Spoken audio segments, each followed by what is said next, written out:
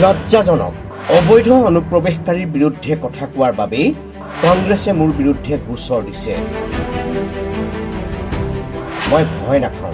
ৰাজ্যৰ বিৰোধী দল কংগ্ৰেছৰ প্ৰতি এয়া প্ৰত্যুত্তৰ মন্ত্ৰী পীযুষ হাজৰিকাৰ। বৃহস্পতিবাৰে প্ৰদেশ কংগ্ৰেছৰ সভাপতি গৌৰৱ গগৈৰ নিৰ্দেশত মন্ত্ৰী পীযুষ হাজৰিকা আৰু বিজেপিৰ ছ'চিয়েল মিডিয়া হেণ্ডেলৰ বিৰুদ্ধে গোচৰ ৰুজু কৰে অসম প্ৰদেশ কংগ্ৰেছে।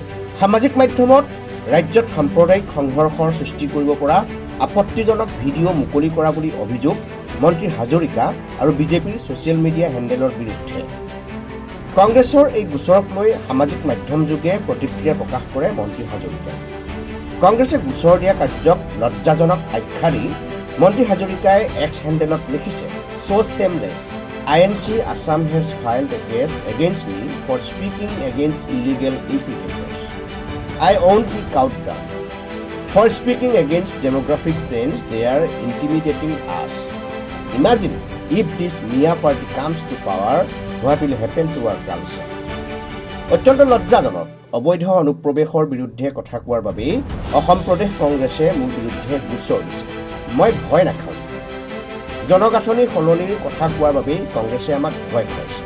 চিন্তা কৰকচোন, যদি এই মিয়া দলটো শাসনলৈ আহে তেন্তে আমাৰ সংস্কৃতিৰ কি হ'ব?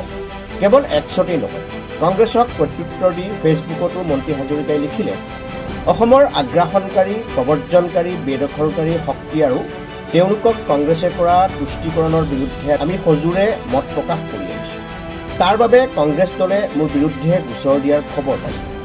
অসমৰ বিৰোধী প্ৰব্ৰজনকাৰীৰ পৰম মিত্ৰ হিচাপে জনাজাত কংগ্ৰেছৰ এই কাৰ্যত অৱশ্যে আচৰিত হ'ব লগা কথা নাই। সত্য কথা কোৱাৰ বাবে তেওঁলোকে মোক যিমানেই বেয়া নাপাওক কিয়, আমি কেতিয়াও অসমক অচিনাকি শক্তিৰ হাতত এৰি নিদিওঁ।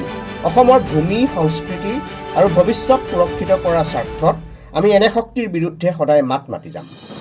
কংগ্ৰেছ দলে নিজৰ স্বাৰ্থৰ বাবে কৰা তুষ্টিকৰণৰ ৰাজনীতিৰ বিৰুদ্ধেও আমি সজোৰে মাত মাতি যাম। অসম আৰু অসমৰ প্ৰতিটো জাতি জনগোষ্ঠীৰ সুৰক্ষাৰ বাবে আমি লৈছোঁ সংকল্প। ব্যুৰ ৰিপৰ্ট, খাটাং সংবাদ।